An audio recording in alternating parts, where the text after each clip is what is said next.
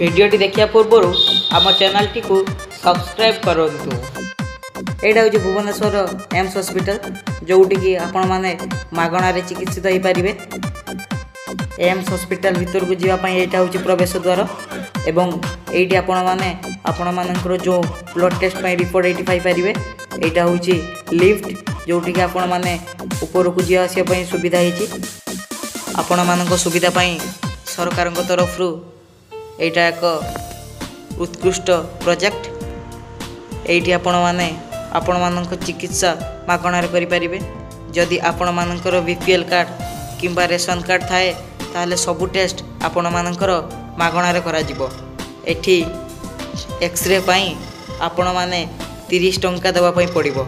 एटा होची शिशु रोग बहिर्विभाग जोटिकी छोट पिला मानकर चिकित्सा करा जाय थाए मागणार। एई हॉस्पिटल ले आपण माने विभिन्न प्रकार डिपार्टमेंट देखिया पाई पाइबे। टीकाकरण एटा होची टीकाकरण कक्ष, आहुरी मध्य ऑर्थोपेडिक्स एवं कान नाक गला बहिर्विभाग। आपण माने एठारे जो डिपार्टमेंट खोजिबे से डिपार्टमेंट पाइबे। एठारे आपण मानकर ऑपरेशन मध्य मागणारे करा जाय। एई एम्स हॉस्पिटल दिल्ली भोपाल रे मध्य रहिछि। एइटी आपण मानकर टिकट करिया पई पड़िबो। मात्र आपण मानकु एठारे 10 टंका देई रेजिस्ट्रेशन करिया पई पड़िबो। एइटा होची एम्स हॉस्पिटल बाहर साइड।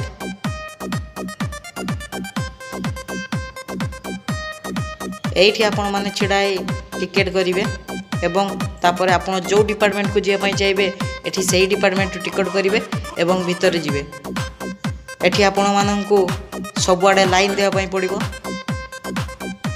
जेहेतु एटा सरकारी हॉस्पिटल तेणु एठी प्रबल भिड़ होता है।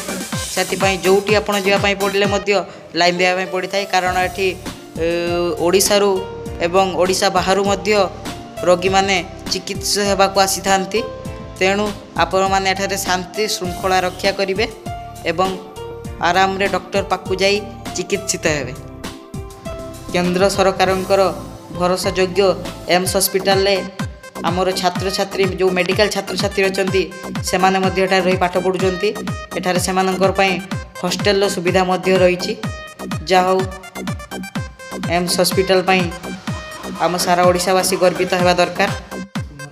एठी आपण मानकु पार्किंग रो सुविधा मध्य रही एवं जो माने एठी रोग देखाय पई आछुंती से माने एठारे कैंटीन रो व्यवस्था रही जोटा कि आपण कम मूल्य रे मील खाई परिबे। जदि यही भिडियोटी आपण मानकु भल लगी थाए कि आपण मानक सेवा पई आउ अधिक रु अधिक जदि जानिया पई आपण माने चाहुथांती ताले आम चैनल टी को सब्सक्राइब करंतु एवं पाखरे थिबा बेल आइकन टी को दबांतु जहा द्वारा आपण माने हमर परवर्ती अपलोड देखि पारिबे। Thanks for watching.